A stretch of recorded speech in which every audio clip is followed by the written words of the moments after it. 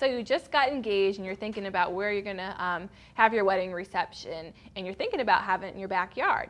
You might be wondering, how am I going to do this? Well, I'm Lori Randall with Simply Divine Events, and I'm going to tell you how to plan a backyard wedding.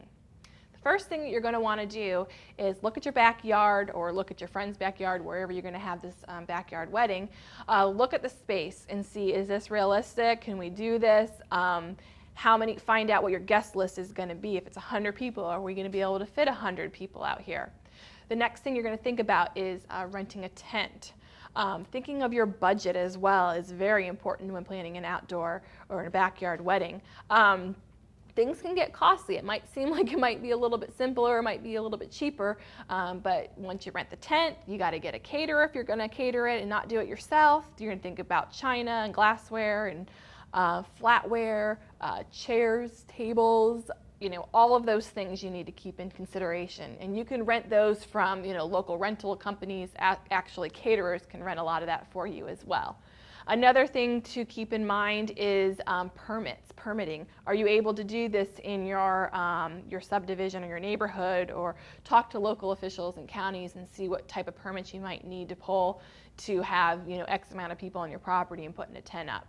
You also want to think about parking. Parking on the street. You don't want the fire department, the policemen coming the night of your wedding reception. So make sure you get that all squared away before you even start your planning process with this. Another thing to think about is rain backup. If it rains, are you going to be able to have a place to move inside? Is it going to be enough room for everyone? Another thing to think about is maybe you only have 2 bathrooms in your house, but you have 100 guests. We don't want to overflow your, septic tank or, something like that. So think about having extra portable restrooms might be an option. Electricity, if you're going to be having it in the backyard, you might have a DJ or a band or some sort of entertainment. Make sure that there's electrical outlets for them to plug in as well. So these are some things that you need to think about when you're planning your backyard wedding. Backyard weddings are beautiful. They're great.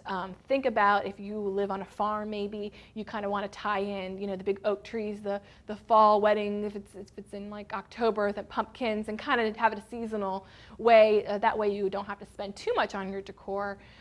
You can do that. So I'm Lori Randall with Simply Divine Events, and I just told you how to plan a backyard wedding, and I wish you the best of luck and start researching, and I'm sure it'll be great.